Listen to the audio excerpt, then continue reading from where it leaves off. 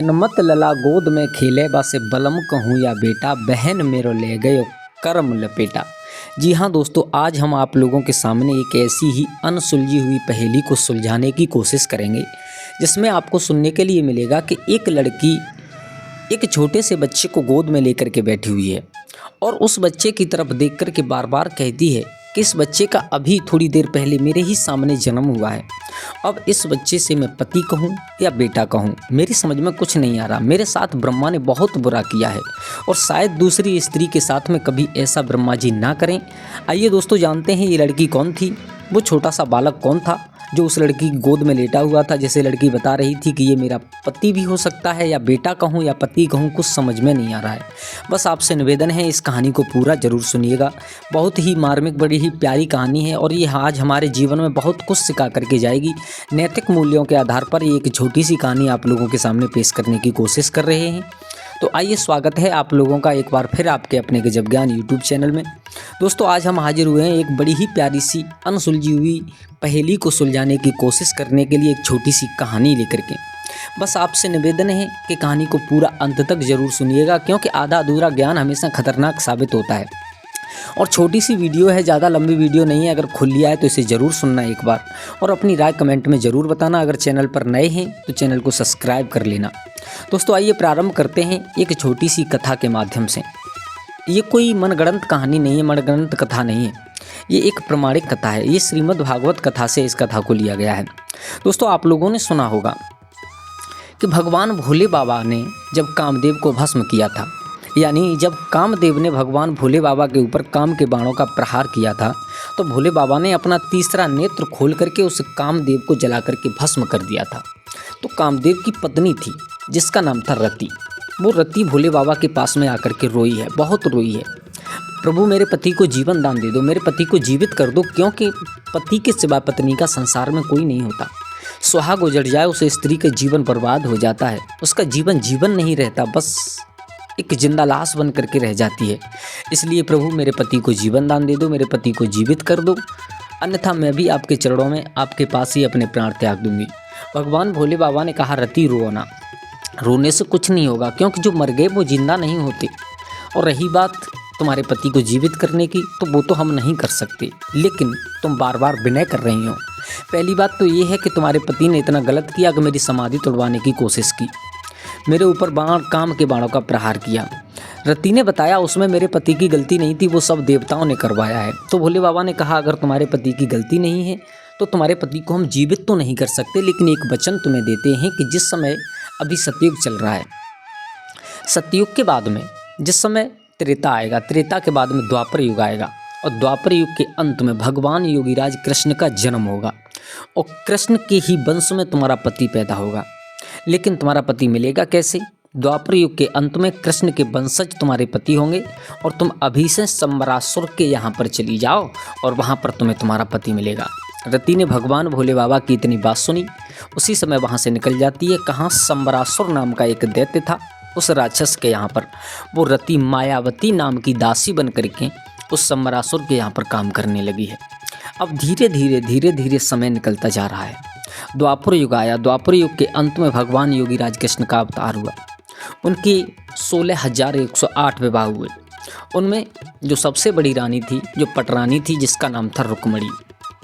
रुक्मणी के उदर से और एक बेटा का जन्म हुआ है जिसका नाम है प्रद्युम्न। लेकिन कहते हैं ना, विधि के विधान को कोई टाल नहीं सकता है। एक दिन क्या होता है कि संबरासुर को मालूम पड़ जाता है कि मेरे काल का जन्म हो चुका है। कहाँ पर? कृष्ण के यहाँ पर, रुक्मिणी के उदर से पैदा हुआ है जिसका नाम है प्रद्युम्न। तो उसने उस छोटे से बच्चे को चुरा लिया और अपनी गोद में लेकर के द्वारका से निकल गया और उसे बीच समुद्र में फेंक दिया। अब छोटा सा बच्चा समुद्र में गिरा तो वहाँ पर एक मछली थी, उस मछली ने उस बच्चे को निगल लिया। मछली ने उस बच्चे को निगल लिया, लेकिन कहते हैं ना, समय का चक्र चलता है तो किसी की पेश नहीं जाती। जो होना होता है वो होकर के रहता है, हम चाहे कितनी भी कोशिश कर ले, लेकिन वो कभी रुकता नहीं है। मछली ने जब उस प्रद्युम्न यानी छोटे से बच्चे को निगला, अब उस मछली को कुछ मछुआरों ने पकड़ लिया।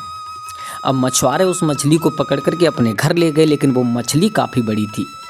मछुआरों ने उस जो संबरासुर नाम का जो राक्षस था उसी के प्रजा वाले थे, मछुआरे थे। तो वो मछली जो मछुआरों ने पकड़ी थी वो राजा के यानी सम्बरासुर की रसोई में पकने के लिए गई है।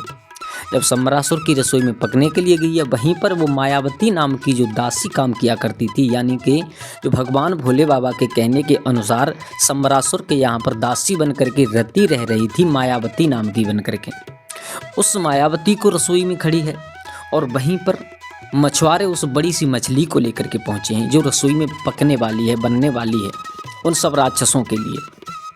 तो उस मछली को रसोई में ले जाया गया, उसका पेट फाड़ा गया, उसको काटा गया है उसे पकाने के लिए। तो क्या देखा है कि उस मछली के उदर से एक बेटा का जन्म हुआ है। बड़ा ही सुंदर बालक है, बड़ा ही तेज है उसके माथे पर, इतना सुंदर है जिसे देखने में कुछ कहा नहीं जा सकता। अब जैसे ही बच्चा उस मछली के उदर से पैदा हुआ, उस मायावती नाम की जो दासी थी उसने देखा, देख करके उसे देखते ही देखते रह गई। उसे भगवान भोले बाबा की बातों की याद आ गई। कहा कि तुझे तेरा पति मिलेगा और वो भी मछली के उदर से तुझे तेरा कंठ मिलेगा। तो आज वही भगवान भोले बाबा की बात सत्य होते दिखाई दे रही है उस मायावती नाम की दासी को। अब वो विचार कर रही है अब क्या करें। अब ये तो राजा के यहाँ रसोई में लाई गई है। अब सभी सैनिक एकदम, जो लोग थे रसोइया जो खाना बनाने वाले उस मछली को बनाने के लिए लाए थे, वो चौंक गए। सम्बरासुर महाराज जो राजा थे उनके पास में खबर की गई। बोले महाराज, जिस मछली को हम पकड़ करके लाए थे यहाँ पर पकाने के लिए, उसके पेट से एक बच्चा निकला है, क्या आप उस बच्चा को देखना चाहेंगे? महाराज स्वयं चल करके आए हैं उस रसोई में जहाँ पर वो मछली का पेट फाड़ा गया था और उसमें से एक खेलता हुआ बच्चा निकला था। सम्बरासुर ने देखा कि मछली काफ़ी बड़ी है और जो बच्चा है वो भी काफ़ी सुंदर है, लेकिन सम्बरासुर ने पहचान नहीं कर पाई कि ये बच्चा कौन है। क्या ये यही बच्चा है जिसे मैं समुद्र में फेंक करके आया था? लेकिन नहीं पहचान कर पाई। अब सम्बरासुर ने विचार किया जो भी है होगा वो सब देखा जाएगा। अब सम्बरासुर ने विचार किया कि इस बच्चे का पालन कौन करेगा, और इसी बात की तलाश में वो वहाँ पर मायावती नाम की दासी खड़ी थी जो सम्बरासुर के यहाँ पर दासी बन करके काम कर रही थी। उसने देखा तो महाराज से कहा, महाराज अगर बुरा ना माने तो एक बात कहें। बोले कहो। अगर आपकी आज्ञा हो तो इस बच्चे का मैं पालन कर सकती हूँ अपने बेटे की तरह। महाराज ने कहा ठीक है, हम तुम्हें इस बच्चे को दे देंगे, लेकिन ध्यान रखना इस बच्चे को कोई दिक्कत हुई, इस बच्चे को कोई परेशानी हुई तो हमसे बुरा कोई नहीं होगा। बोले ठीक है। वो मायावती नाम की जो दासी थी, यानी जो रति दासी बनकर के सम्बरासुर के यहाँ पर रह रही थी, उस बच्चे को लेकर के रसोई गृह से अपने घर की तरफ चली जाती है। और जब अपने घर पहुँचती है तो उस छोटे से बालक को, यानी कि उस प्रद्युम्न को, जो कि भगवान कन्हैया और रुक्मिणी के पुत्र थे, उनको लेकर के गोद में बैठी हुई है। और तब उस रति ने एक बात कही है, उस मायावती नाम की लड़की ने एक बात कही है कि जन्मत लला गोद में खेले, यानी मेरे सामने जिस बच्चे का जन्म हुआ है मछली के उदर से, जिस बच्चे को मछली का उदर काट करके निकाला गया है, अब उस बच्चे से मैं बेटा कहूँ या पति कहूँ, क्योंकि हालांकि ये मेरे पति हैं, भगवान भोले बाबा ने मुझे वचन दिया था। और बेटा इसलिए कहना पड़ रहा है क्योंकि मैं राजा सम्बरासुर से, राक्षस सम्बरासुर से वचन दे करके आई हूँ कि बच्चे की तरह इसका पालन करूँगी। तो अब मेरी समझ में ये नहीं आ रहा है कि इसे पति कहूँ या इसे बेटा कहूँ। दोस्तों, ये एक पौराणिक कहानी कथा थी जो आज हमने आप लोगों को समझाई और इस अनसुलझी हुई पहेली को सुलझाने की कोशिश की।